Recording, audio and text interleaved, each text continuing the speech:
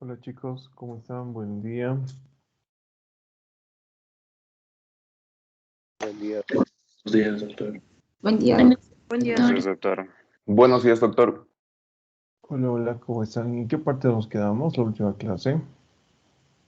Examen de boca. Y nos están... En macroglosia, doctor. Listo, gracias. Macroglosia.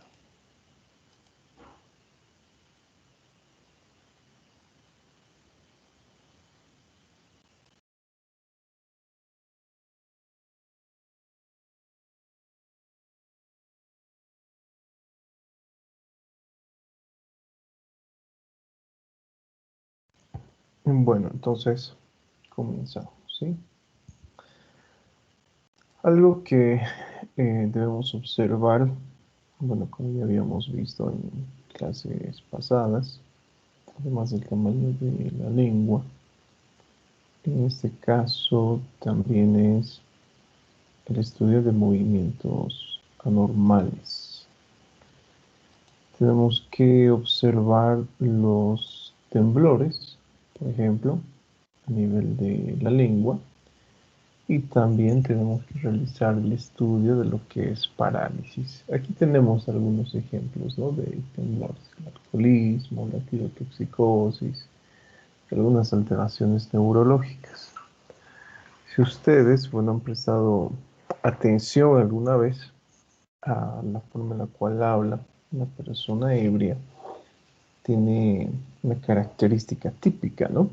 Se le traba la lengua, por así decirlo. También presenta lo que es dificultad en la articulación de palabras.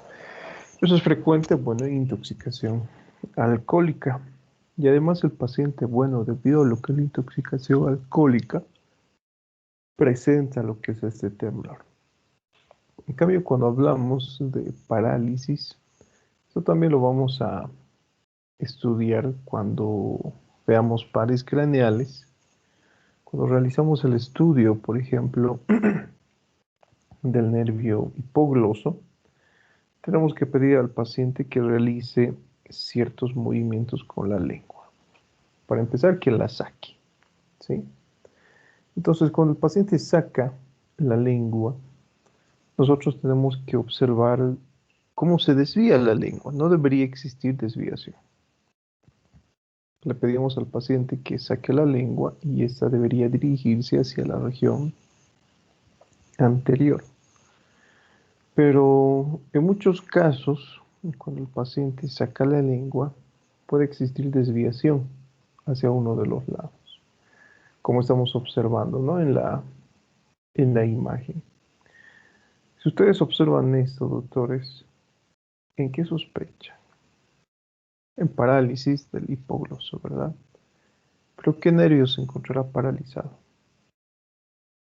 en esta imagen que están observando? ¿El izquierdo o el derecho?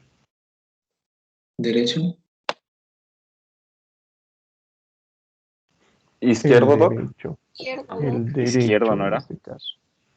Derecho. ¿Por qué el derecho?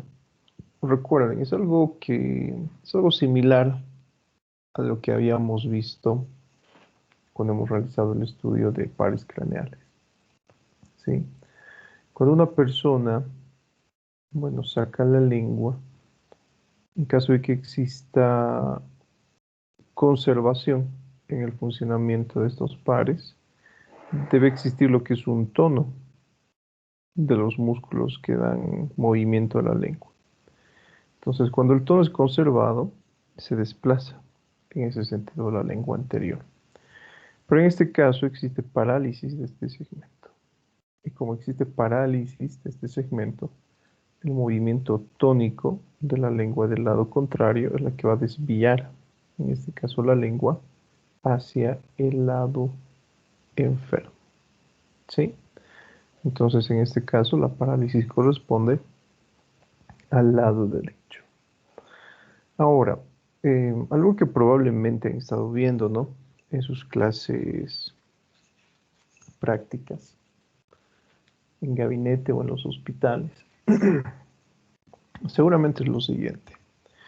Cuando ustedes le piden al paciente que saque la lengua, le piden que pronuncie una letra, ¿verdad? O una vocal. A ver, ¿qué es lo que han visto en práctica, doctorcitos? ¿Qué es lo que le piden al paciente? Que diga la letra A. Que diga la letra A, ¿verdad? ¿Alguna vez se han puesto a pensar por qué le pedimos eso?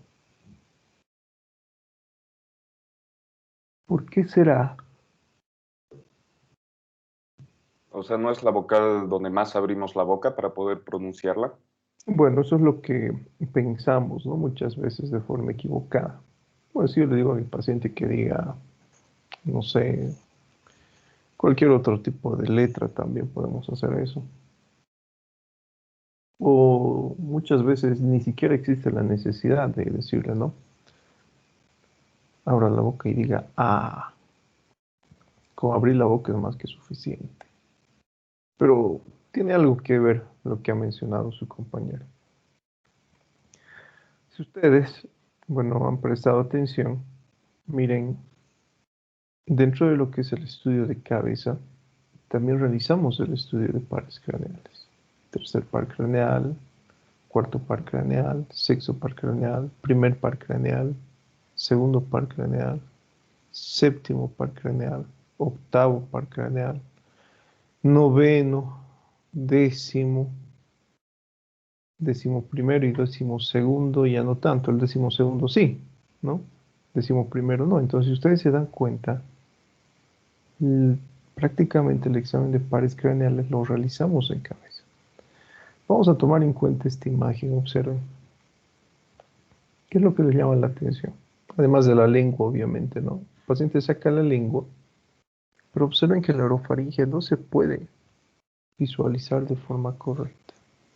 A diferencia de esta imagen, por ejemplo, que se encuentra acá en el medio. En este caso se está utilizando lo que es la técnica adecuada. Entonces, ¿por qué es importante pedirle al paciente que abra la boca, saque la lengua y diga ah?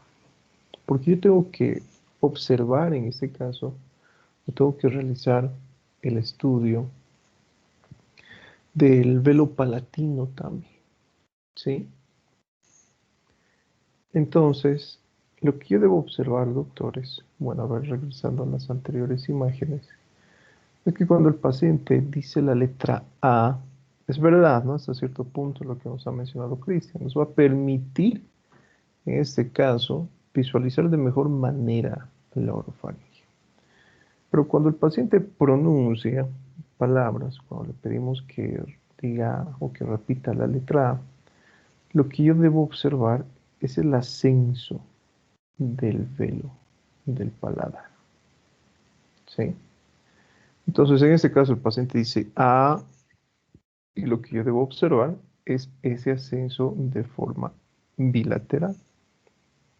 Y eso me va a permitir observar de mejor manera las estructuras en la faringe, ¿sí?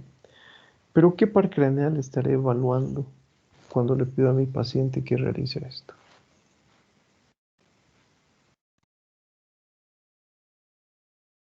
El glosofaringio.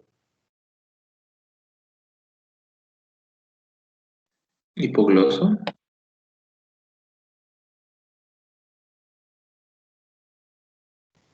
A ver, el glosofaringio o el hipogloso. El hipogloso ya dijimos, ¿no? Lengua.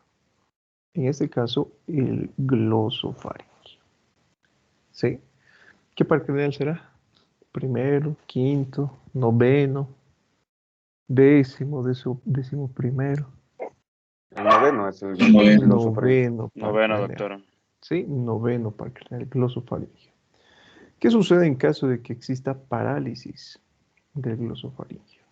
Cuando existe parálisis de este par craneal, cuando el paciente presenta, ¿no?, una serie de características. Recuerden que noveno y décimo par craneal discurren de forma conjunta.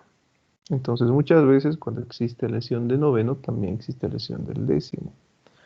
El paciente presenta una voz un tanto inusual, que se denomina la voz bitonal.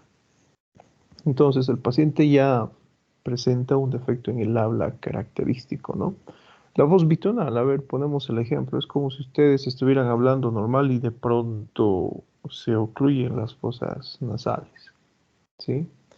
Y cuando realizamos este examen, justamente, ustedes pueden evidenciar lo siguiente. Señor, abra la boca, saque la lengua y diga A. El paciente dice A, y en este caso solamente asciende una porción del velo del paladar y la otra permanece estática. O incluso existe lo que es desviación de la úvula. Recuerden que esta estructura tiene que ser centralizada, pero en este caso se desvía, ¿sí? Entonces, fíjense qué tan importante, ¿no?, es realizar este tipo de estudio. A ver, cuando retomen prácticas, si es que, bueno, se retoman las prácticas, ¿no? Medio complicado, difícil la situación que estamos viviendo. A ver qué les dicen sus docentes de prácticas cuando les indiquen lo que es evaluación de cavidad oral. ¿Listo? Me cuenten. Bueno, podemos encontrar esa respuesta. Recuerden, un ascenso, en caso de que exista el ascenso, tiene que ser bilateral, pero hay algo que es importante, ¿no?, estudiar en esta parte. La ausencia de ese ascenso no siempre es patológico, no siempre sugiere lo que es eh, alguna alteración como lesión de los pares craneales. En este caso, ustedes pueden observar muchas veces en muchas personas la pérdida del reflejo nauseoso, ¿no? Bueno, probablemente a través del estudio del reflejo nauseoso podemos observar movilidad del velo palatino, ¿sí? Si ustedes se van a dar cuenta también.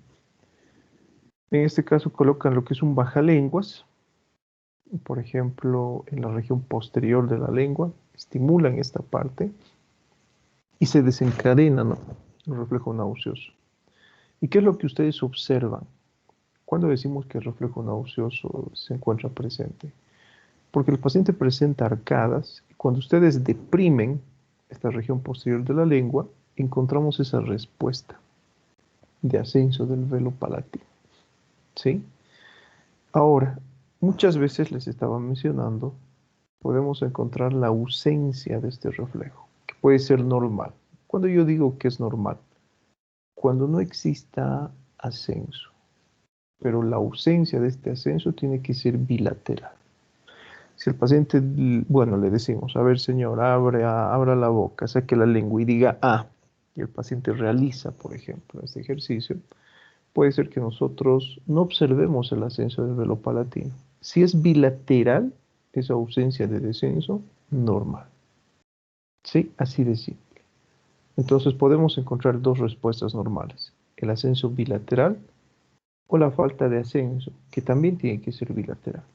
Pero si nosotros observamos que un lado se mueve y el otro no, entonces decimos que existe parálisis.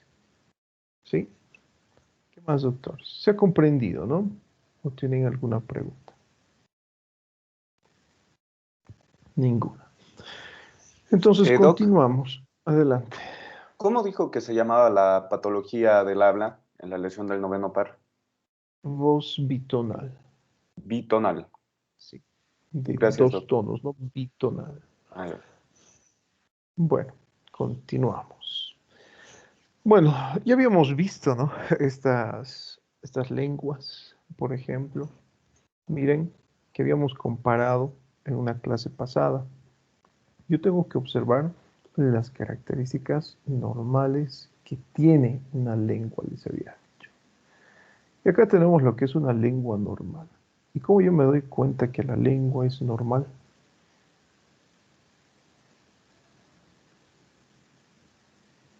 ¿Por la coloración? Por la Uno, coloración. la coloración, ¿qué más? El El tamaño de las tamaño. papilas. Las papilas. La forma.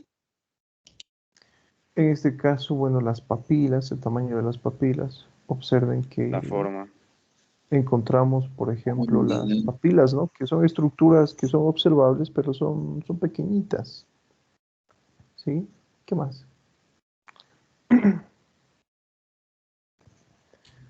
La hidratación, la movilidad, por ejemplo. que es lo que acabamos de observar, ¿sí?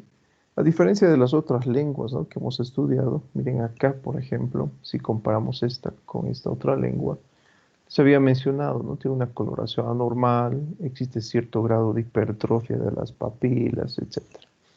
Entonces son estructuras que son plenamente identificables. En cambio, si ustedes observan esta lengua que se encuentra acá, ¿qué es lo que les llama la atención? Es muy lisa. La depresión. O sea, no, no En tiene. este caso, la lengua es lisa, ¿no? Depapilada, ¿sí? Entonces, ese tipo de lengua es frecuente encontrar en aquellas personas ancianas, por ejemplo, que usan prótesis dentarias. Si ustedes observan alguna vez la lengua de un ancianito que utiliza estas placas dentarias, por ejemplo, bueno, por periodos prolongados observarán este tipo de lengua, ¿sí? La denominada lengua liso-depapilada. Bueno, encontramos en déficit del complejo B, encontramos la anemia de Biermer, por ejemplo, y en lo que hemos mencionado, ¿sí? La cialorrea, que hemos mencionado también en clases pasadas, por ejemplo, ¿sí? Ya sabemos cómo identificar la algorra o el muget. ¿Alguno de ustedes recuerda? A ver, la algorra o muget, ¿cuáles son las características? El denominado muget oral, que les había mencionado, ¿no? Nosotros, por ejemplo, tenemos, bueno, lo que es una gran cantidad de lesiones en la cavidad oral que pueden tener ese aspecto blanquecino, ¿sí? Sin embargo, les había mencionado cómo diferenciamos de esta alteración justamente.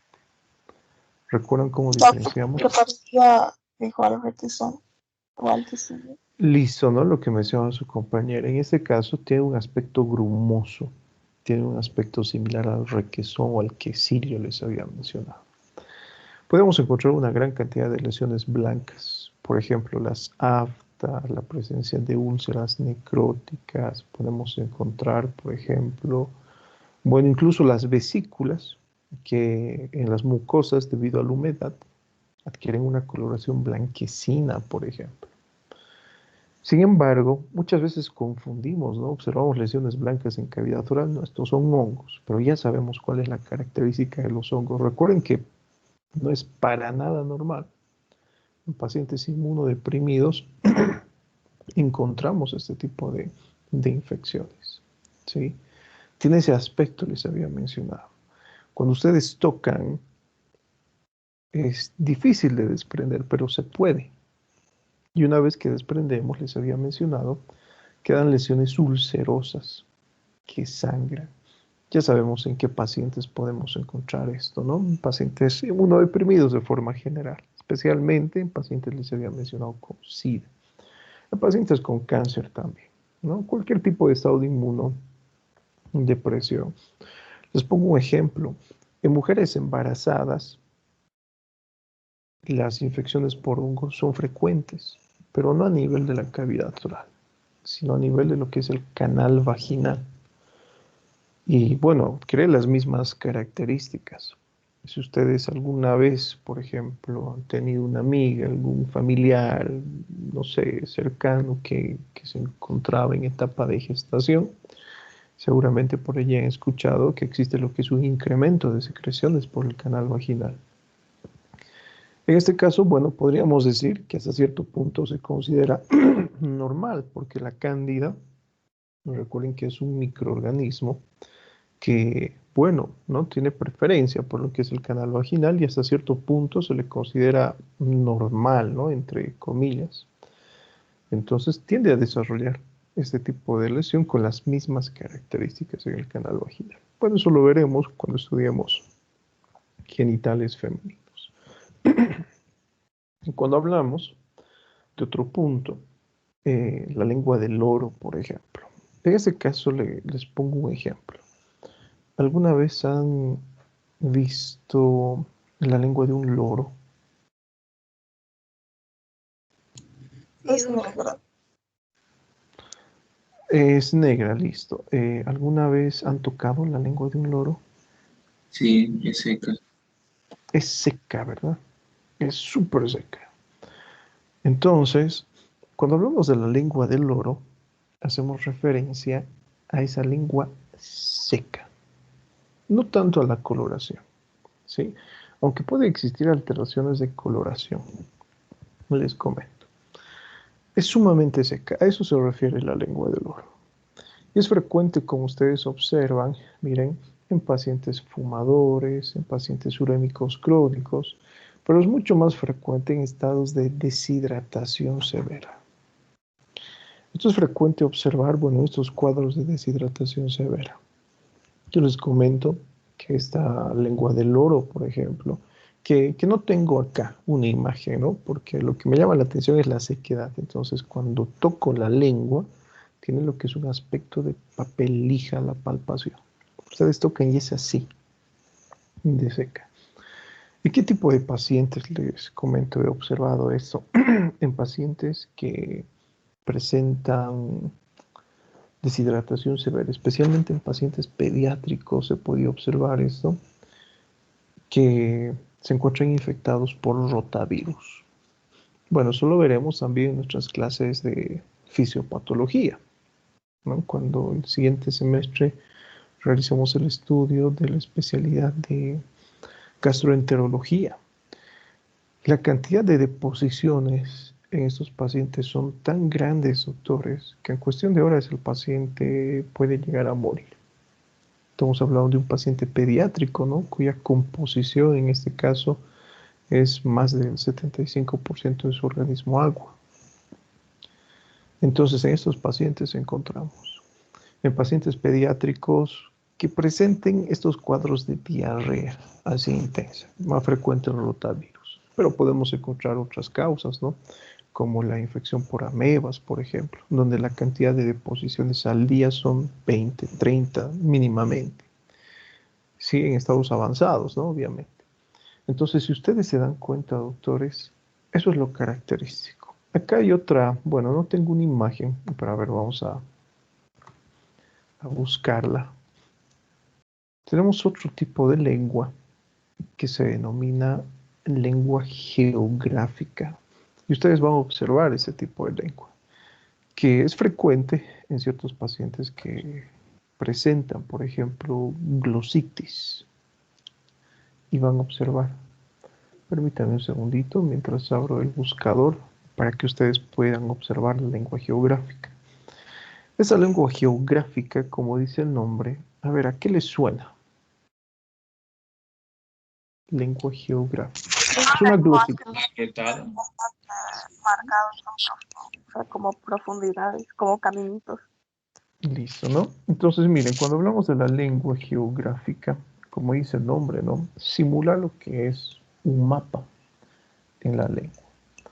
Es una alteración, podríamos decir, benigna. Sí, como les he mencionado, es característico de aquellos pacientes que presentan glositis, que es la inflamación, en este caso de la lengua, ¿no? Afecta la superficie de la lengua y muchas veces se encuentra recubierta por una coloración, podríamos decir, blanquecina, por un color blanco rosáceo, ¿no? Por la presencia de papilas.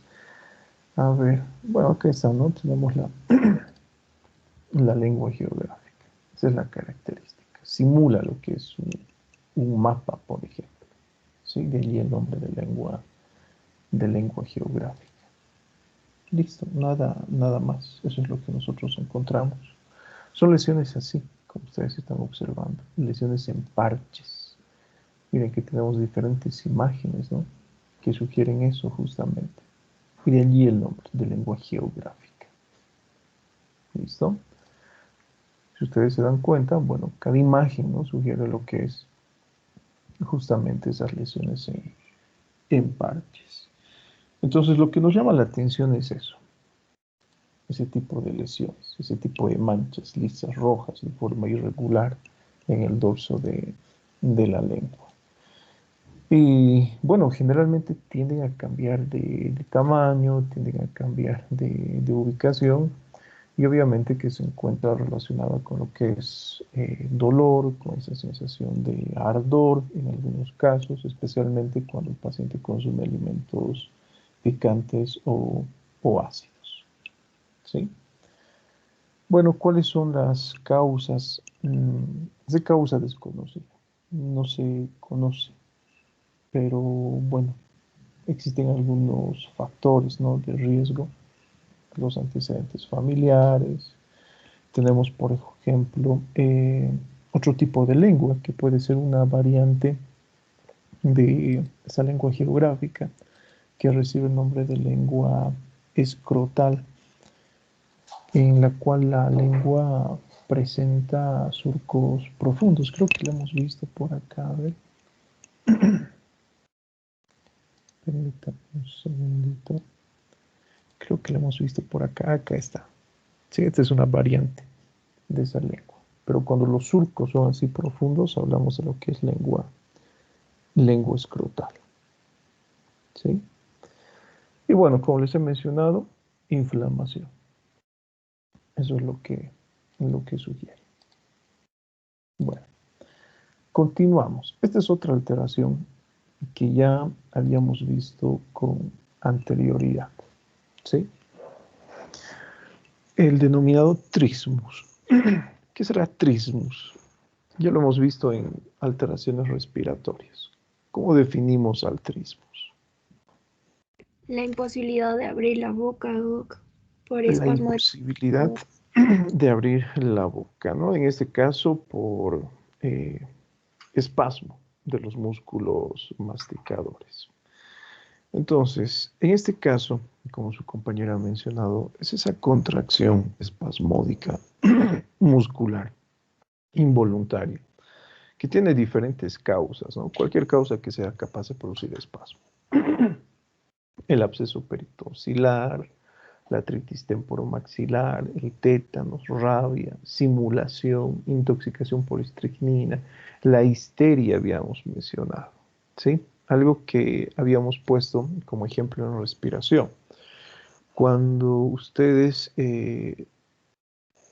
bueno, presentan un cuadro de histeria, recuerden que debido a la hiperventilación pueden desarrollar, ¿no?, lo que es una alcalosis. ¿Y qué sucede en este tipo de situación? Presenta lo que es contracción espasmódica, especialmente de los músculos de la mano y también de los músculos masticadores. ¿Sí? Bueno, y el paciente adquiere, ¿no?, ese tipo de aspecto que nosotros estamos observando. Ahora, bueno, ya hemos visto qué realizamos, qué estudio realizamos en faringe. Ya sabemos qué estudiar, ¿no? Acá tenemos algunas características. Estudio la úvula, la amígdala, estudiamos la lengua, le pedimos al paciente que abra la boca, que diga ya sabemos para observar qué, ¿no? Y cuál es el fin de esto. Entonces esto lo vamos a pasar rapidito. Hablamos del examen de agudeza visual. Algo que les había mencionado con anterioridad es que para el examen de agudeza visual se realiza lo que es el estudio a través de una serie de tablas, ¿no?, que son las tablas de Snellen y las tablas de Wecker. Acá observemos, por ejemplo, dentro de lo que es el examen de agudeza visual, tengo que realizar el estudio de la agudeza visual propiamente, es decir, de la visión central, que en este caso, bueno, si ustedes observan, ese poder de resolución está dado gracias a los conos, la fobia. Y cuando hablamos del campo visual, que hace referencia a la visión periférica, en este caso podríamos decir que gracias a los bastones y la retina periférica tenemos este poder de visualizar aquellos objetos que rodean a nuestro campo visual. Algo que les había mencionado, utilizamos estas tablitas y podemos utilizar en pacientes que sepan leer y obviamente en pacientes analfabetos también. Solamente que aquellos pacientes que son letrados, por ejemplo, utilizamos estas tablas, ¿no?, que están observando en su mano o hacia su mano izquierda, ¿sí? Y cuando el paciente no sabe leer, obviamente, utilizamos algo similar, pero esta tabla debe de contener símbolos. Ahora, muchas veces, doctores, dentro de la práctica clínica no contamos con estas tablitas. Entonces, si no contamos con estas tablas, ¿cómo podríamos evaluar la agudeza visual? ¿Cómo se les ocurre?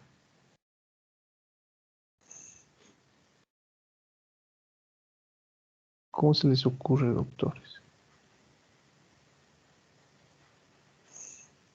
¿Qué haríamos?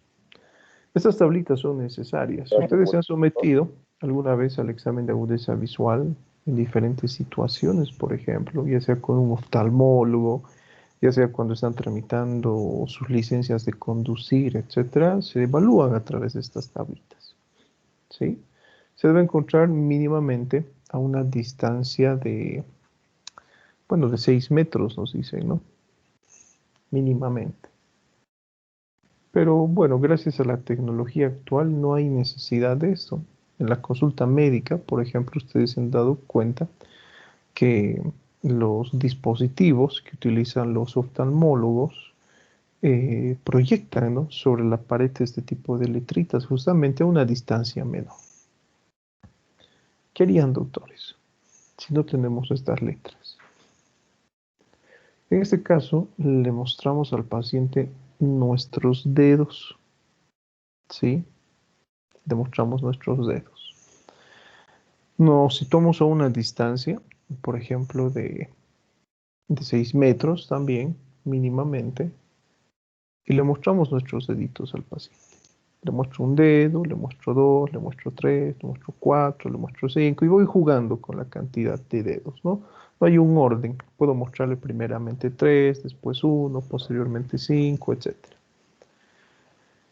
Si el paciente, por ejemplo, es capaz de contar los dedos que le muestre el examinador, yo digo que este tiene visión cuenta dedos, ¿sí?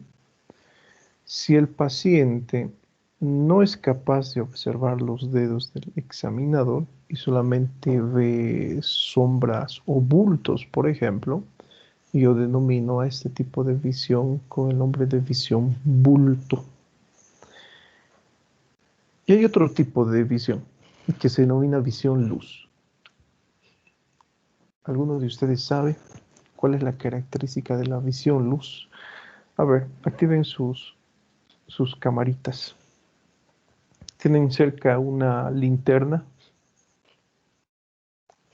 A ver, busquen sus linternitas de examinación. Vamos a realizar un ejercicio ahora.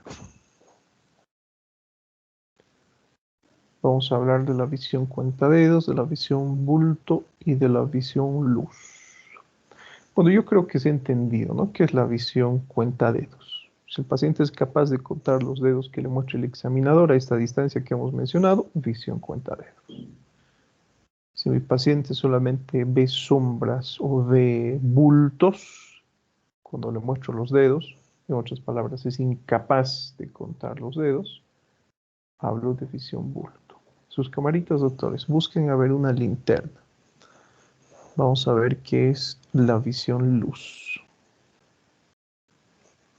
Obviamente que este examen se realiza de forma individual, ¿no? Para cada ojo. ¿Ya tienen sus linternitas?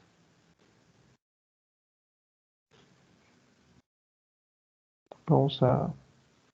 Eso es, Cristian, ya. Lucero, ¿ya tienen su linterna? Doc, perdón, me vine a mi casa, vivo en Tarija y aquí no está mi linterna. Listo. A ver, bueno, vamos a hacer la prueba con Cristian entonces. ¿Sí? A ver, Cristian. Quiero que se ocluya un ojo, cualquiera, derecho o izquierdo, con una mano. No, que se ocluya. Eso es. La evaluación tiene que ser individual. ¿Sí? Antes de que se alumbre el ojo. Mire un punto fijo distante. Si tiene por su habitación algún cuadro o algo con letras pequeñitas, a ver, trate de de visualizar. ¿Sí? Listo. Ahora, ¿cómo visualiza? ¿Tiene dificultad para leer o no? Oye, que son demasiado pequeñas las letras ahí, pero en el examen oftalmológico no tengo mucha dificultad. Ya. Ahora, lo que va a hacer es lo siguiente. Va a iluminar ese su ojo, pero no de forma directa. ¿Sí? No de forma directa. Para que no le moleste, bueno, ¿no? El haz de luz. Va a iluminar el ojo, pero no colocando la linterna delante de su pupila, sino alúmbrela de forma tangencial, como hemos visto. Que llegue el haz de luz a su pupila. ¿Sí? ¿Cómo observa ahora? Sigo observando esas letras pequeñitas que ha mencionado. ¿Cómo observa con ese haz de luz? ¿Normal? ¿Ha mejorado en algo la agudeza visual? No, Nada. Debería nada. mejorar. A ver otra vez. Es que está alumbrando directamente, no alumbre directamente. Ah, ¿Sí? Esa linterna, a ver, proyéctela desde la región anterior. No así de ahora sí. forma exacta. ¿Sí? Eso es. Así. ¿Mejora Ah, su y así agudeza o mejor. no? Sí, sí. No, mejora la agudeza visual. Mm, Bueno, ¿eso por qué? Listo, muchas gracias, Cristian. Eso debido a lo que hemos hablado, ¿no? Tenemos acá, por ejemplo, los conos, bastones. Si ustedes recuerdan lo que hemos visto en clases pasadas, justamente la dilatación, la contracción de la pupila es lo que otorga ese poder de resolución, ¿no? Algo que seguramente les han mencionado sus docentes de otras materias. Esa pupila tiene la capacidad de funcionar como el diafragma de una cámara. Se incrementa, disminuye su tamaño para poder visualizar objetos que se encuentran a una distancia cercana o a una gran distancia. Entonces, doctores, cuando nosotros hablamos, por ejemplo, de este tipo de alteraciones, ¿sí? O perdón, de este tipo de examen que les estoy mencionando, utilizo ese término visión luz para hacer referencia a lo que su compañero nos ha demostrado.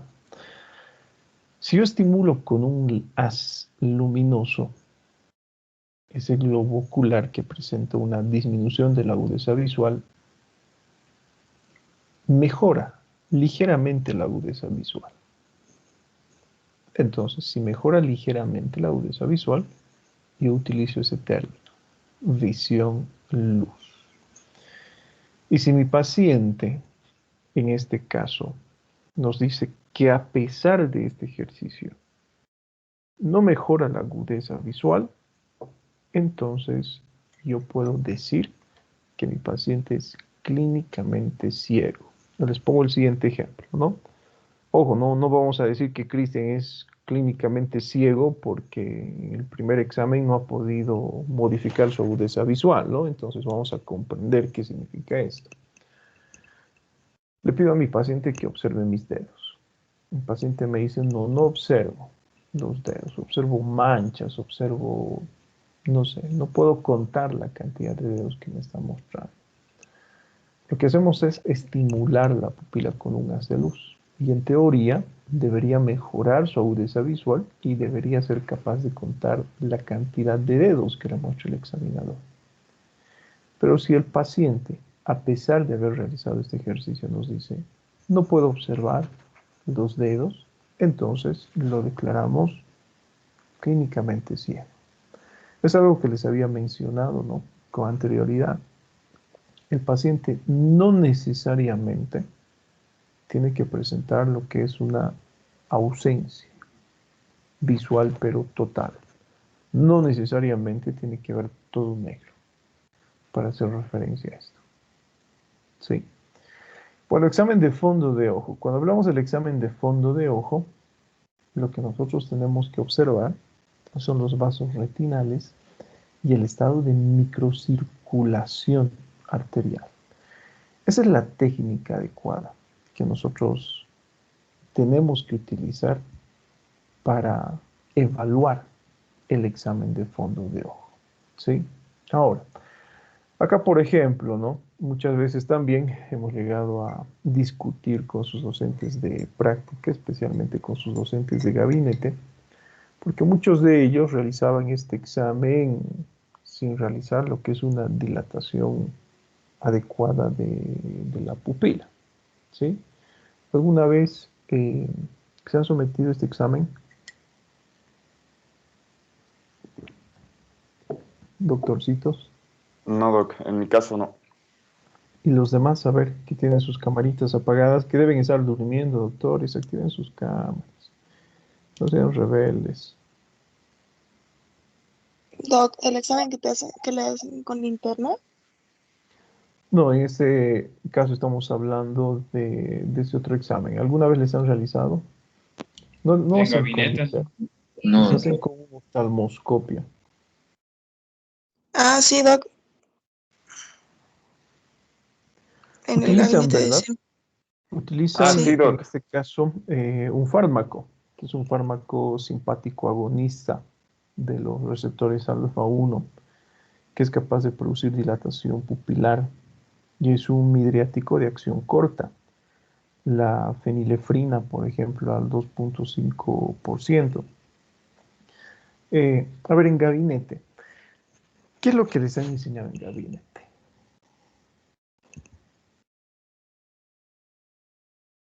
¿Cómo realizan este tipo de examen? Vamos a Mm, ver si sus a nosotros docentes han tomado en nos cuenta hicieron, esas críticas que alguna vez les hemos realizado. A ver. solo nos hicieron echar y vimos en una persona que tenía los ojos claros cómo se veía su pupila. Y el color más que todo. Ya. ¿Y Se le han ve colocado una perfectamente gotita? todo. ¿Y le han No, no nos colocado esta colocaban nada. cosa? No, ¿verdad? ¿Han visto todo realmente? Yo también me acuerdo que mencionó que el ambiente tiene que estar en total oscuridad para poder visualizarlo mejor. Bueno, imagínense, la técnica adecuada es justamente colocar este midriático. Si no han colocado nada al ojito, dudo mucho que hayan visto algo, ¿no? ¿Por qué? Porque ese tipo de, bueno, oftalmoscopio contiene, ¿no? Lo que es un haz de luz. Y si nosotros iluminamos directamente la pupila, vamos a ocasionar molestia en el paciente y también, bueno, vamos a ocasionar, por ejemplo, en este caso, que exista una contracción de la pupila. Y no es lo adecuado que exista contracción de la pupila, porque obviamente se va a cerrar y nos va a limitar, en este caso, visualizar aquellas estructuras que debemos observar al examen de fondo de ojo. Aquellos que se han sometido a los exámenes oftalmológicos, seguramente el oftalmólogo les ha mencionado, ¿no? Le voy a colocar una gotita en los ojos y bueno, no va a conducir, no va a realizar ningún tipo de, podríamos decir, ¿no? Acción que ponga en riesgo su vida porque de cierta forma producen una alteración de la agudeza visual. Entonces, esto es importante, primeramente, ¿no? Esa gotita en el ojo.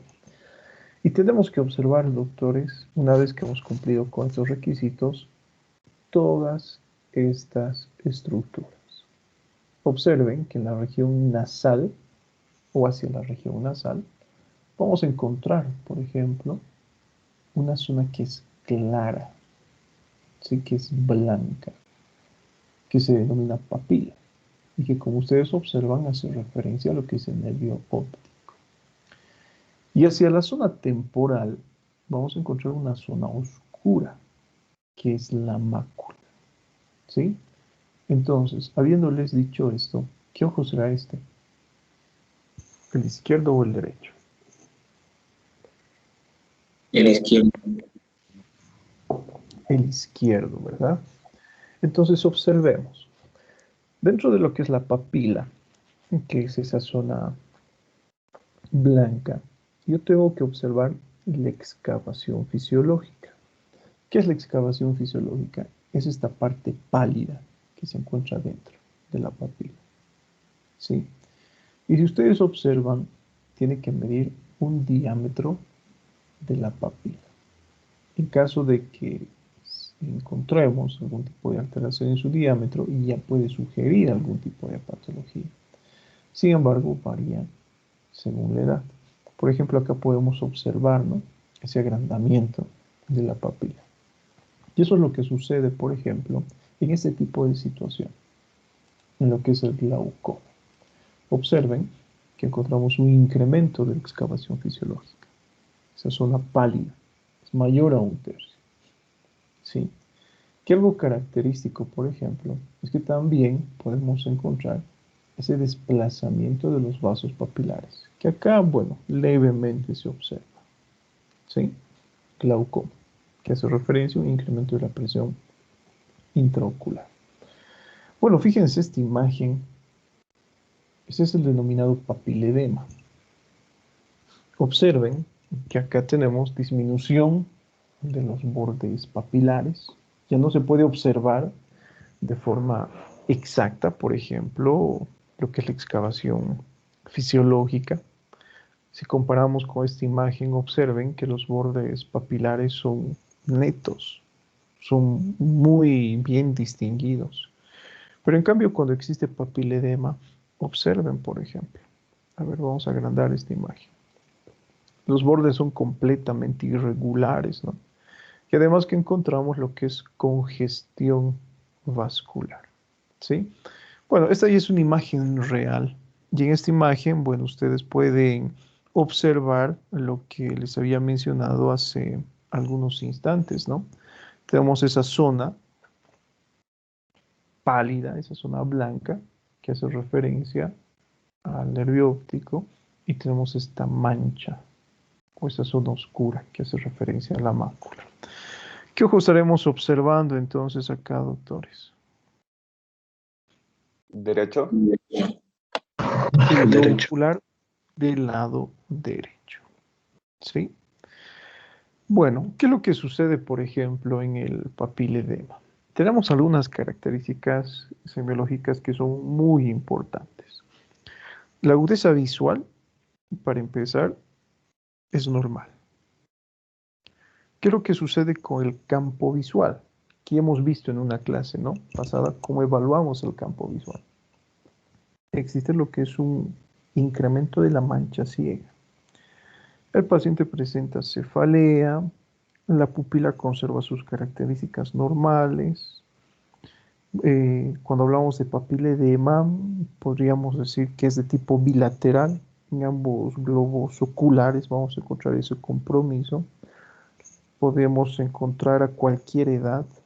Es frecuente en pacientes hipertensos, por ejemplo, este tipo de alteración. ¿Sí?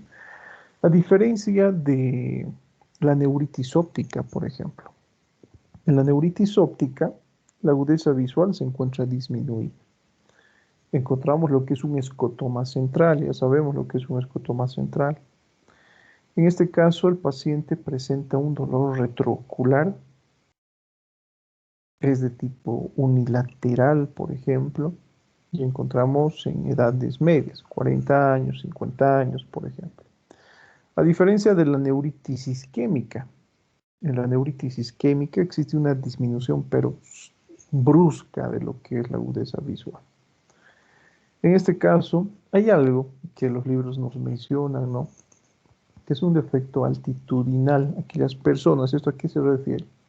Que aquellas personas, bueno, presentan justamente lo que es una disminución brusca de la agudeza visual, especialmente cuando existen variaciones, tomando en cuenta los metros sobre el nivel del mar. No existe dolor, en este caso, por ejemplo, se presenta en un solo lado, es unilateral, y se presenta en pacientes en edad avanzada. ¿Sí? Algunas características, ¿no?, que nosotros debemos tomar en cuenta para diferenciar del papiledema. En la retinopatía hipertensiva, observen, encontramos lo que es vasoconstricción arteriolar difusa. ¿Qué es lo que nos llama la atención? Encontramos hemorragias retinales, estos exudados duros y blanco-amarillentos. Y miren, según este examen, tenemos diferentes grados. En el grado 1, una leve dilatación de las venas. En el grado 2, algo que nos llama la atención, son estos signos, que es el signo del hilo de cobre. Y como dice el nombre, en este caso, estos vasitos retinales adquieren esa coloración cobriza. Encontramos el signo de Gauss, donde podemos encontrar lo que es el entrecruzamiento de una arteria y una vena, que enseguida vamos a ver. En un estado 3, si ustedes observan, encontramos el signo del alambre de plata, que en este caso, al igual que el signo del alambre de cobre, adquiere, en este caso, podríamos decir, la estructura vascular, una coloración hipocrómica, que le da ese aspecto plateado. El grado 4, observen, a todos los signos anteriormente indicados, se suma lo que es el edema de papila. Ya sabemos cómo identificar, ¿no? El edema de papila. Acá tenemos esos signos, doctores. Miren, acá encontramos lo que es el entrecruzamiento, el signo de Gauss. ¿Sí? Vemos cómo una arteria se entrecruza con una vena. Acá también encontramos ese entrecruzamiento. Observen, por ejemplo, a eso me refería con alteración hipocrómica. ¿Qué les llama la atención?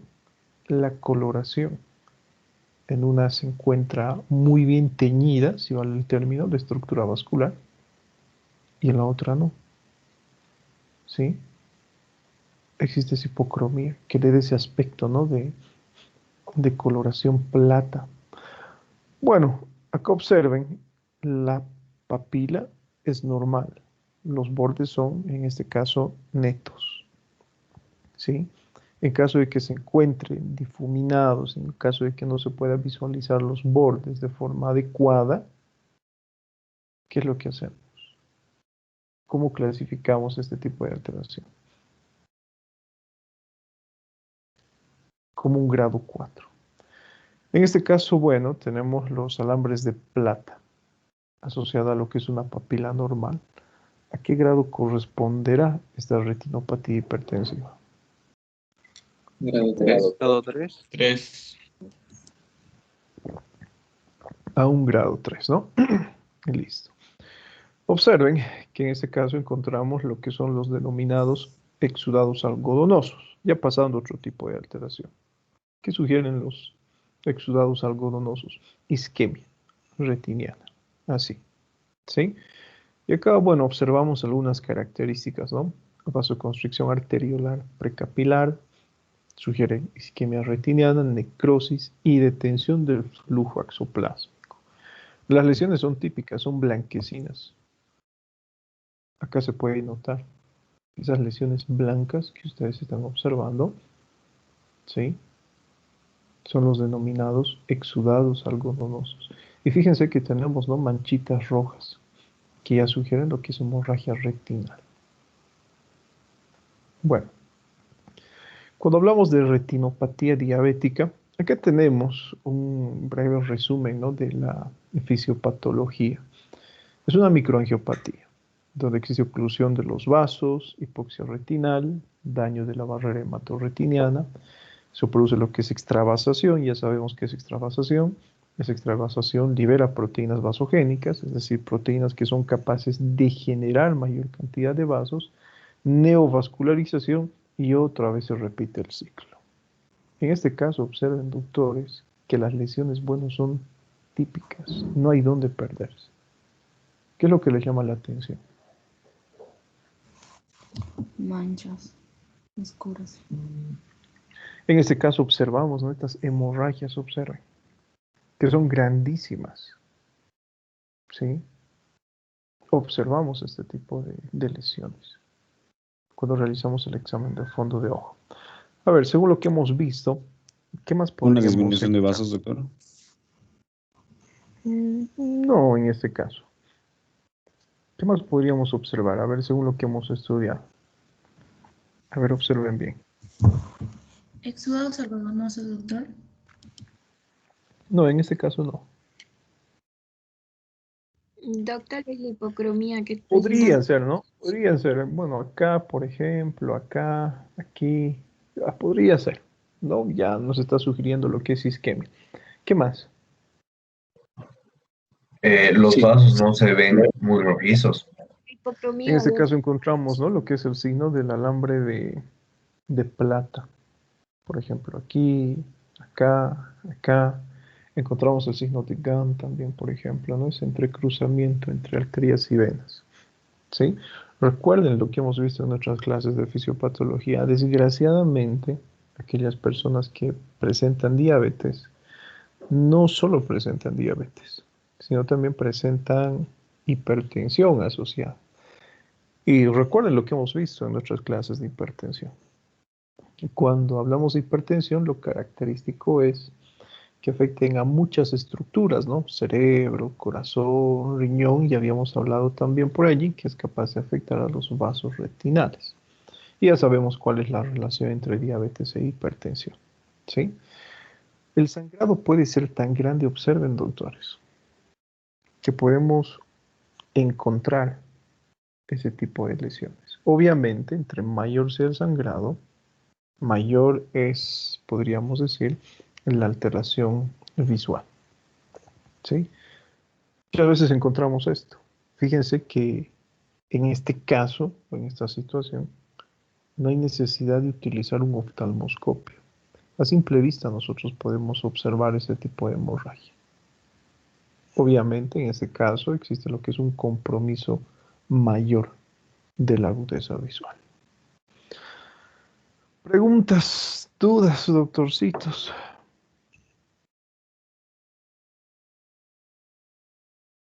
Nada, ¿no? Todo claro. Entonces, ya que no hay preguntas ni dudas, pasamos al estudio de cuello.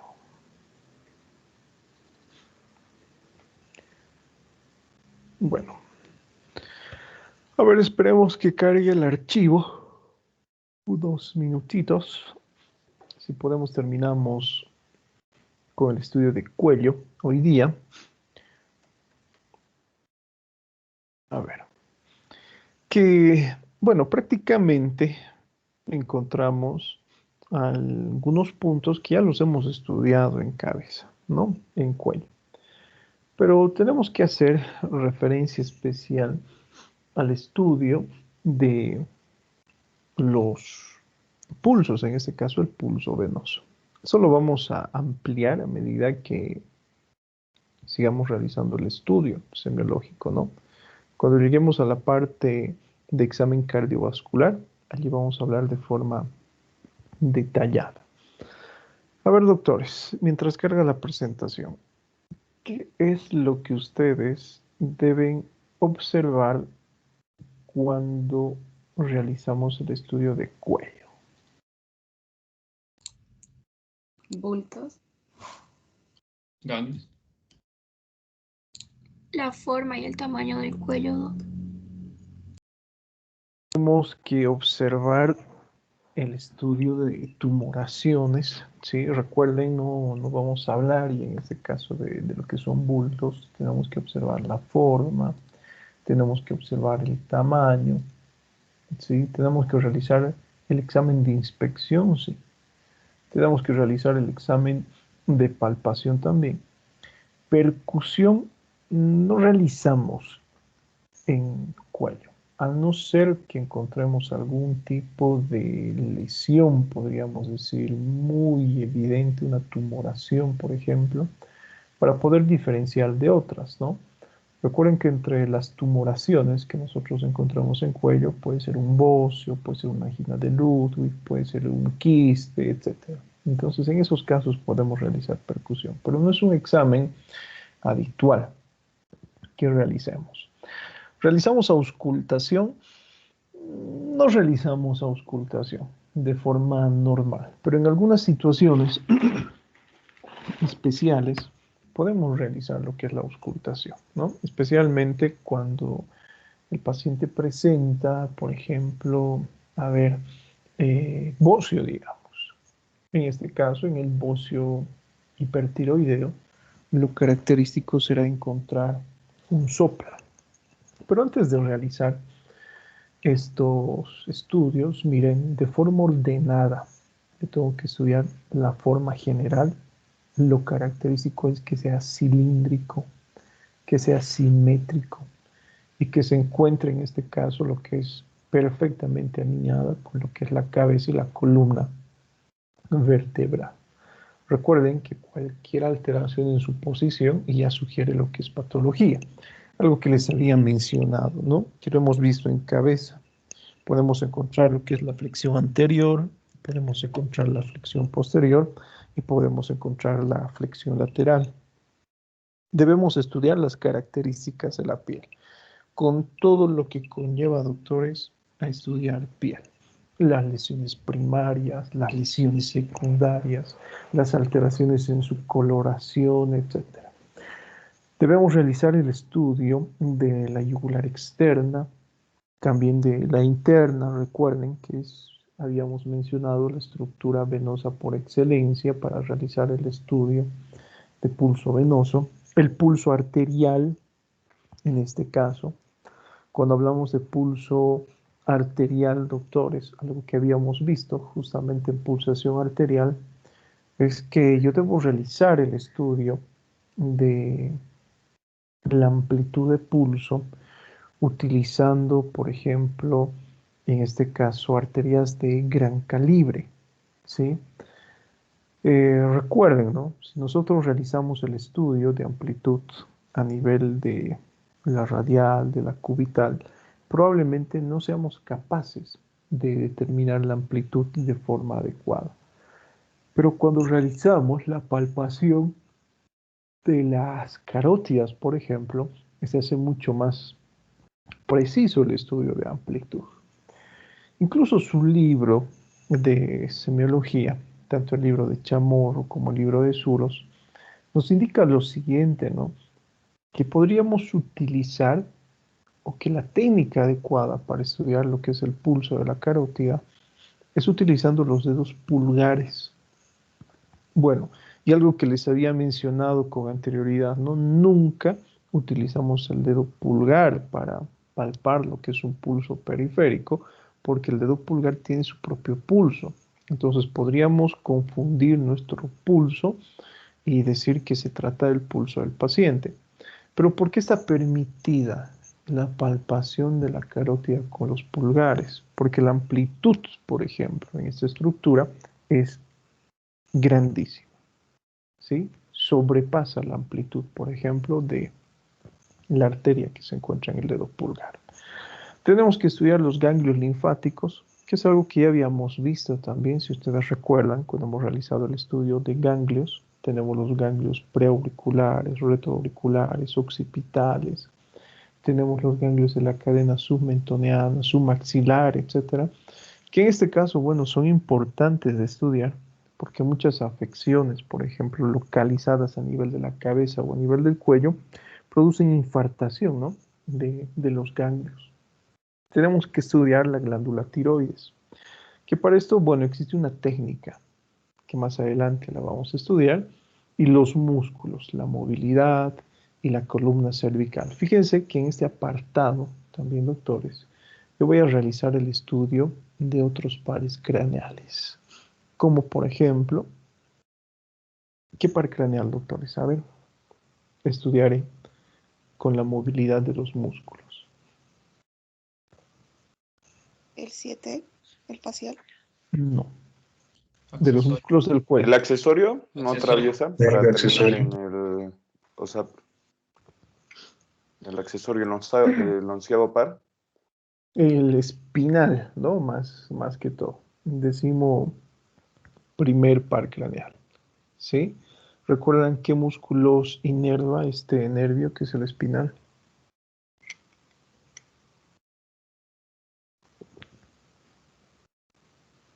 No, ninguno. ¿Qué pasa, doctores? Esos conocimientos de anatomía nulos. Esternocleidomastoideo. Exacto, ¿no? Lo que dice su compañero. El trapecio y el esternocleidomastoideo. A ver, ¿cuál es el principal músculo rotador de la cabeza, doctores?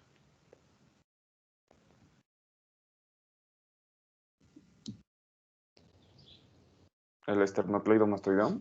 El esternocleidomastoideo, ¿sí? Es el principal músculo rotador de la cabeza. Entonces, fíjense, ¿no? Estos segmentos anatómicos que estamos estudiando nos sirven para evaluar los pares craneales. Así que todavía no nos vamos a ocupar de pares craneales, ¿sí? Se va a hacer el plato fuerte de semiología 2. Pero ya sabemos, ya tenemos una idea, ¿no? De qué es lo que vamos a estudiar. Ahora, realizar lo que es el estudio de cuello, doctores, bueno, no es tan simple como ustedes creen, ¿sí?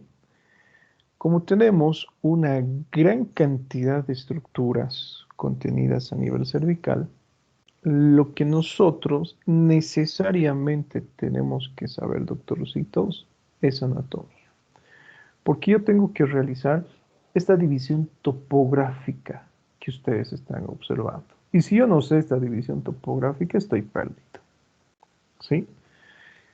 Algo que nosotros tomamos en cuenta, por ejemplo, para realizar el estudio de cuello, es dividir justamente a esta estructura en triángulos. Tenemos el triángulo posterior, tenemos el triángulo anterior, como estamos observando acá. Tenemos el triángulo parotidio, el submentoniano, el triángulo submaxilar, el carotidio. Tenemos el triángulo carotidio inferior, tenemos el triángulo supraclavicular. Y es importante delimitar, por ejemplo, cada uno de estos triángulos porque me van a permitir, en este caso, realizar lo que es un estudio semiológico adecuado, ¿no? Acá tenemos el triángulo anterior, ¿sí? Y tenemos en este caso cómo se encuentra delimitado. Observen, el triángulo anterior en su porción superior, que acá, bueno, ya nos está indicando, se encuentra limitado por lo que es el borde inferior del ángulo de la mandíbula. Y observen hasta dónde llega, hasta la apófisis mastoides. ¿Sí? Tenemos esta línea anterior, o ese límite anterior, que como ustedes observan, va a estar limitado por la línea media del cuello. Tenemos el posterior, por ejemplo, que en este caso va a estar limitado por el borde anterior del músculo esternocleidomastoideo. Y tenemos lo que es ese límite inferior, que va a estar determinado por la cara superior de la clavícula. Así que, a ver, vamos a realizar nuevamente este ejercicio. Activen sus cámaras, doctores. Todos tienen falta, por si acaso. ¿Sí? Menos Cristian, tal vez. A ver, vamos a pedirle a su compañero que realice lo siguiente. Acérquese un poquito más a la cámara, Cristian. Queremos ver su cuello. Listo. Si ustedes se dan cuenta, podemos observar las características cervicales, ¿no? Pero probablemente no se haga muy notoria. Acérquese un poco más, Cristian. Un poquito más. No tenga miedo, va a ganar ¿Y fans. si lo alumbro, Doc? Un poco Listo, de allí. luz. No. Rote su cuello ligeramente hacia la derecha. ¿Sí? Ahí, observen, por ejemplo. Lo que están observando y lo que le he mencionado es la técnica adecuada para empezar. ¿Sí?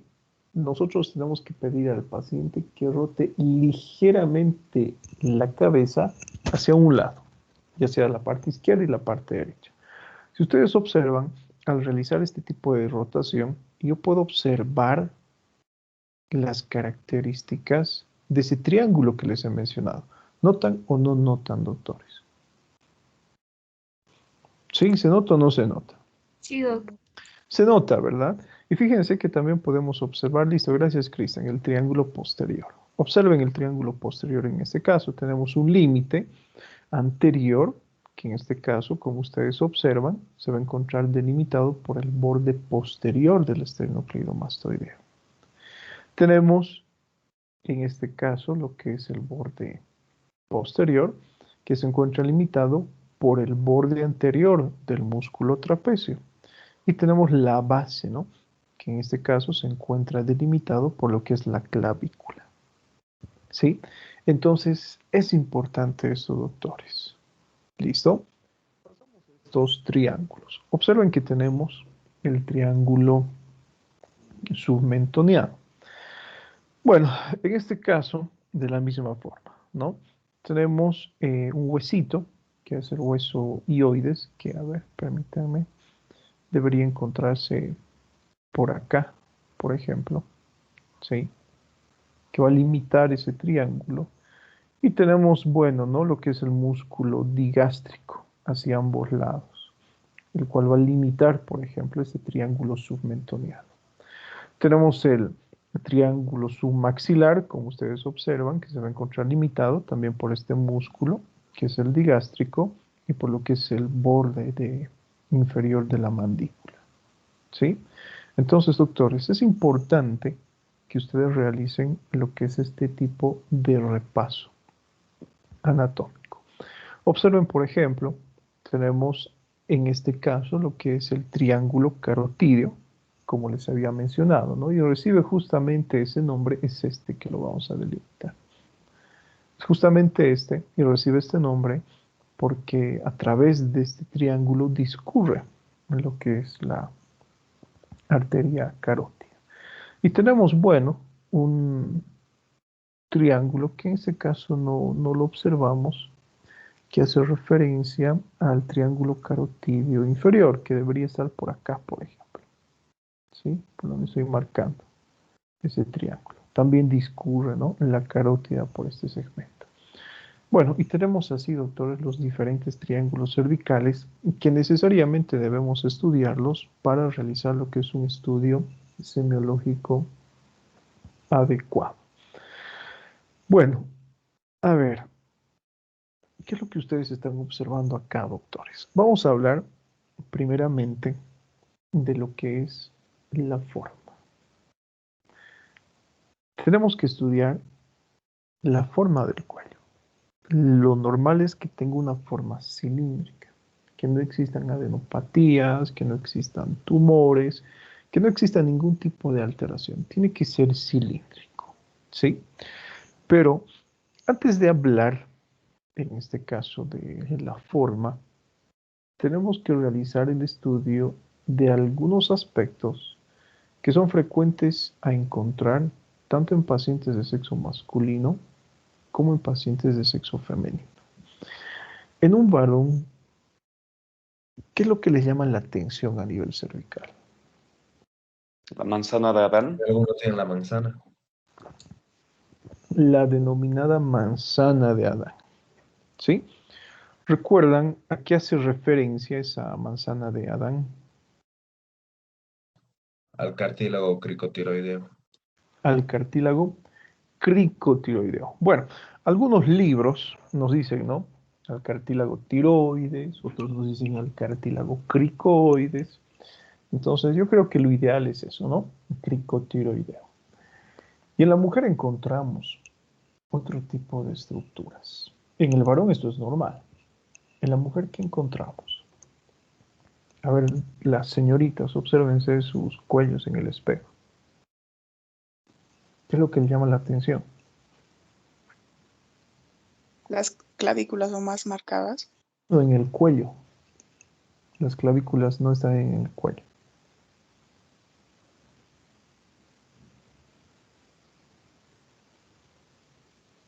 A ver, doctoras, obsérvense. ¿Qué es lo que les llama la atención en el cuello a las señoritas? A ver, Carla, aprovechando que he encendido su cámara, realice lo que es la flexión posterior del cuello. Vamos a ver si podemos observar. No se puede observar. ¿Pero qué les llama la atención? O sí se puede observar, a pesar de la definición de la camarita, sí se puede ver. A ver, acerque un poquito más la cámara a su cuello. Carla. Bueno, sí se puede ver, yo puedo ver allí las características. A ver, ¿qué es lo que le llama la atención, doctor? O sea, a diferencia de un varón, observan esos pliegues de piel alrededor del cuello. Eso es frecuente en las mujeres, eso es normal. Ese es el denominado collar de Venus. Sí, muchas gracias, Carla.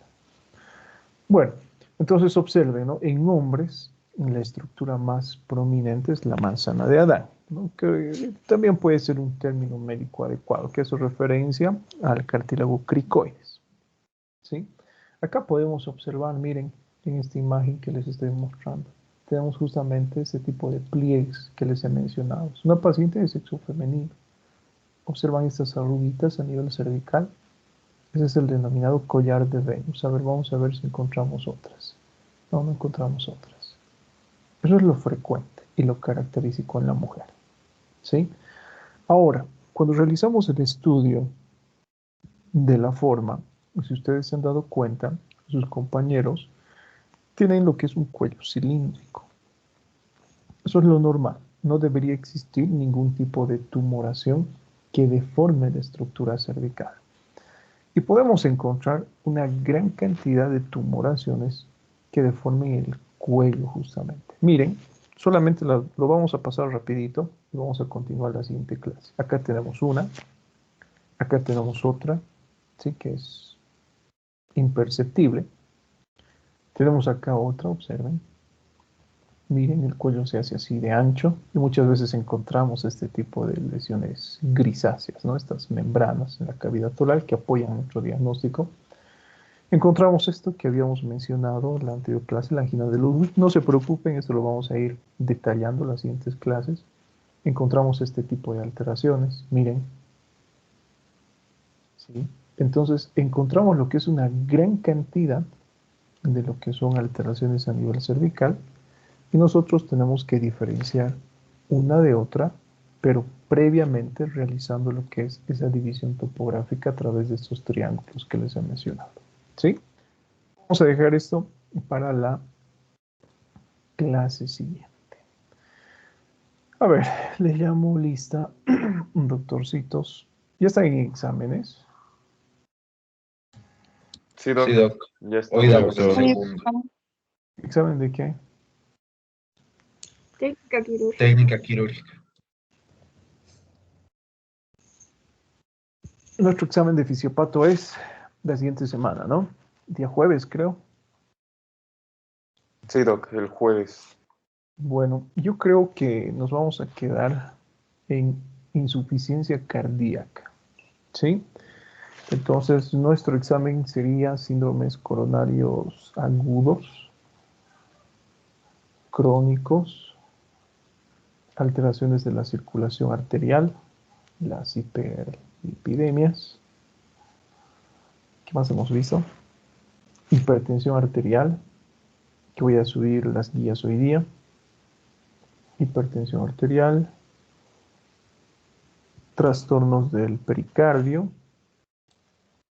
y lo último que hemos visto, insuficiencia cardíaca. Yo creo que hasta allí.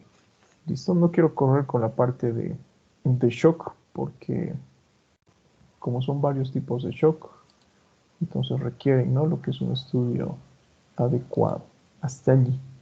Obviamente vamos a complementar la parte de insuficiencia cardíaca. Nos falta ver la parte de terapéutica, la parte de diagnóstico. Mañana que tenemos clases hablaremos de insuficiencia cardíaca sistólica, diastólica, qué pasa con las presiones, qué exámenes solicitamos. Yo creo que esta semana nos vamos a tomar lo que es el tiempo de realizar el estudio de casos clínicos, aunque nos daría tiempo para terminar shock. Daría tiempo, pero no quiero ir rápido, sino vamos a tratar de repasar con casos clínicos para realizar lo que es un mejor abordaje. A ver, adelante la lista. Avan, Presente, doctor. Acebo, Presente, Doc. Argote, Presente, Doc.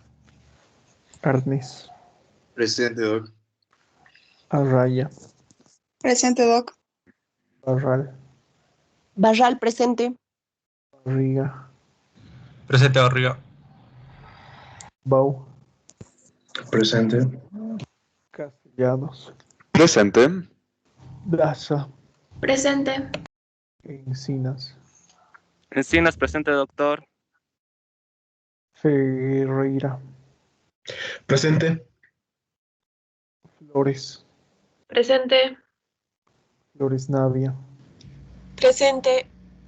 Gamboa, Presente, doctor Gamboa. Gómez, Presente. Gutiérrez, Presente. Gutiérrez Alejandra, Presente, doctor. Gutiérrez Eddie, Presente, doctor. José, Presente, doc. Guaita, Presente, doctor. Hurtado, Presente, doctor. Ibarra, Presente, doctor. Jaramillo, Jaramillo, presente, doc. Loaiza, Loaiza, presente, doctor. López, López, presente, doc. Luján, Luján, presente, doc. Márquez, Miranda, Presente, doctor. Miranda Francisco, Presente, doctor. Montaño. ¿Qué pasó con ese su compañero Montaño, doctores? Ya no asiste a clases. ¿Saben algo de él? ¿Lo conocen? Mundo Corre, Presente, doc. Ños, Presente, doctor. Milipu, Presente. Orellana, Presente, doctor. Ortuño, Presente, doc. Parco, Presente, doctor. Pérez, Pérez, presente, doctor. Pizarro, Presente, doctor. Rivera, Presente, doctor. Riva, Presente, doctor. Rocabado, Presente, doctor. Sánchez, Presente, doctor. Ona, Ticona, presente, doc. Rejón, Torrejón, presente, doctor. Rico, Presente, doctor. Vaca Flores, Vaca Flores, presente, doc. Velarde, Velarde, presente, doctor. Vélez, Presente, doctor. Zambrano, Presente, doctor. Zambrano Sharon, Presente, doctor. Zamorano, Centeno, Presente. Garay, Presente, doctor. Vargas. Presente, doctor. Listo. Bueno, doctores, hoy estamos comenzando nuestra segunda semana después de haberle solicitado el trabajo de exploración semiológica de tórax, ¿sí? Yo creo que el estudio de cuello lo vamos a terminar entre la siguiente clase y la primera clase de la siguiente semana. Y las siguientes dos clases vamos a tratar de avanzar en la primera parte de tórax, que corresponde a lo que son deformaciones de la caja torácica. Yo creo que este tema de deformaciones de la caja torácica nos va a tomar entre 2 y 3 clases. Entonces, como esta ya es la segunda semana, la siguiente la tercera, después de haberle solicitado el trabajo, yo creo que ya dentro de, bueno, este lunes que viene al siguiente lunes, ya van a comenzar con las presentaciones audiovisuales que han realizado.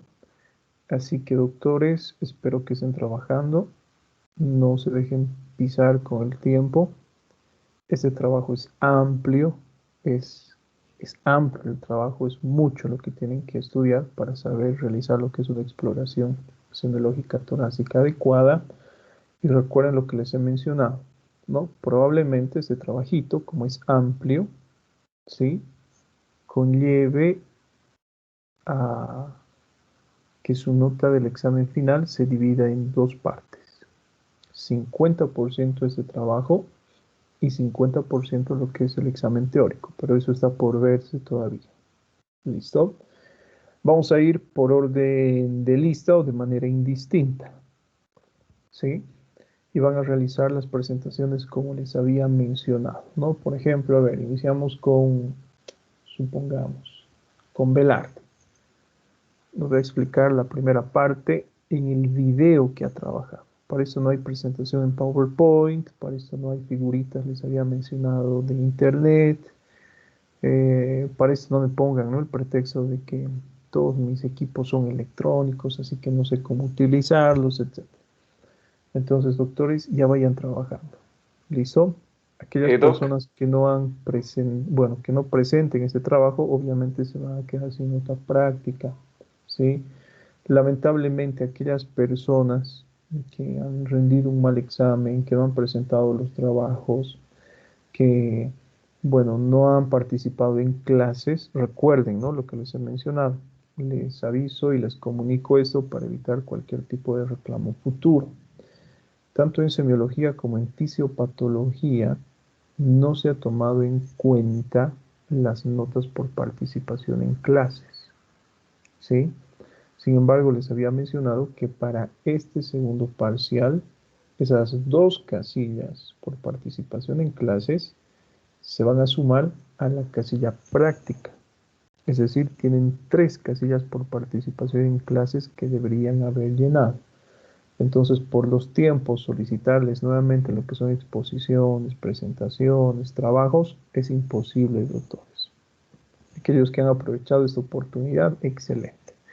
Aquellos que no lo han hecho, bueno, yo creo que tienen que reconsiderar, ¿no?, si realmente están preparados para estudiar medicina o no. Así que tomen en cuenta eso, por favor. Para fisiopatología haremos algo similar. En la parte de examen pulmonar, ustedes van a exponer lo que es semiología del aparato respiratorio, cardiovascular y tórax, obviamente. ¿Sí? Yo me voy a encargar de darles la parte patológica, que encontramos en neumonía, que encontramos en atelectasia, que encontramos en derrames, etc. Yo me voy a encargar de la parte patológica. ¿Listo? En la parte de fisiopatología, como se repiten prácticamente los temas de semiología, va a exponer de la misma forma, de manera individual, las alteraciones respiratorias. Obviamente harán referencia a la clínica, pero harán referencia también a lo que nos interesa en fisiopatología, ¿no?, que es el estudio fisiopatológico. ¿Por qué se producen este tipo de lesiones? Estas notas que les estoy mencionando, o esos trabajos de los que les estoy hablando, ya corresponden a las notas prácticas para su examen final, tanto en semiología como en fisiopatología. No hay más, doctores, ¿sí? Dense cuenta, fisiopatología es fuerte, doctor. Les ha ido mal a la mayoría de ustedes. Y eso que nos falta ver todavía, shock y valvulopatías. Después, relativamente es fácil lo que es pulmón. Y después, por ejemplo, iniciamos con riñón, que tiene también un grado de complejidad altísimo. Entonces, para el examen final, miren, vamos a tener 3 especialidades que estudiar: cardiología, neumología y nefrología. Y no sé, si ustedes tienen compañeros en cursos superiores, les han debido mencionar, ¿no? Ningún tema sacamos de los exámenes finales. Eso es algo que les han mal acostumbrado sus otros docentes, ¿no? Tomarles 50% del temario final, 50% del primer parcial. No es así. Repasamos todos los temas, volvemos a estudiar todos los temas para el examen final. Generalmente hago 2 exámenes por grupo. Ahora, como los han dividido, lamentablemente, hay algunos que tienen sus exámenes a las 3, otros a las 5, tengo que hacer 4 exámenes por grupo. Entonces, el nivel de complejidad para el final, doctores, es alto, ¿sí? Y si ustedes se han dado cuenta, cuando hemos visto la parte de insuficiencia cardíaca, ya lo estamos relacionando con valvulopatías, ya lo estamos relacionando con infartos. Entonces, para el examen final vamos a tener un nivel de complejidad altísimo. Vamos a mezclar shock con infarto, vamos a mezclar insuficiencia cardíaca con pericarditis, exámenes complementarios, vamos a hablar de presiones, tratamientos, etc. Así que pónganse las pilas, doctorcitos. Bueno, no tengo nada más que decirles. Que tengan buen día. Cuídense. Chao, chicos. Doc, una Adelante. consulta breve. Entonces, en la consideración de tórax, también, o sea, para el video, perdón, consideramos delimitaciones. Sí, claro que sí. O sea, toda la forma, o sea, todo lo normal del Todo lo tórax. normal, ¿no? Por Ya. ejemplo, ¿cuál es la región mamaria? ¿Cuál es la región submamaria? ¿Cuál es la región escapular? ¿Dónde realizan la auscultación? ¿Cómo percuten? ¿Cómo evalúan elasticidad, expansibilidad? Todo lo normal. ¿Listo? Todo lo normal. Morfología, Doc, ¿lo consideramos también? La morfología normal. Ah, ya. ¿Sí? Como les he mencionado, los diferentes tipos de tórax, escafoideo, entonel, etcétera, y yo se los voy a pasar en clases. Ahora, examen pulmonar normal, examen cardiovascular normal. ¿Sí? Todo lo normal quiero que ustedes realicen. Lo patológico yo les voy a indicar. ¿Sí? Listo, doctores. Nos vemos entonces. Que Doc, tengan un buen día. directo el lunes, ¿no? Porque el jueves es feriado. El jueves, yo creo que vamos a pasar clases normal, porque, bueno, tenemos que reemplazar. El anterior feriado lo hemos reemplazado porque no tenía tiempo, la verdad, ¿no? Y es mejor, yo creo, que pasar clases normales a reemplazar el día sábado. Entonces, yo creo que pasamos normal, doctores. Además, no son cristianos ustedes, ¿o sí? ¿Ven? Entonces, yo creo que normal pasamos el día jueves. Listo, chicos, nos vemos entonces. Ahora sí, chao, chao. Hasta luego, Doc. Gracias, doctor. Hasta la próxima clase.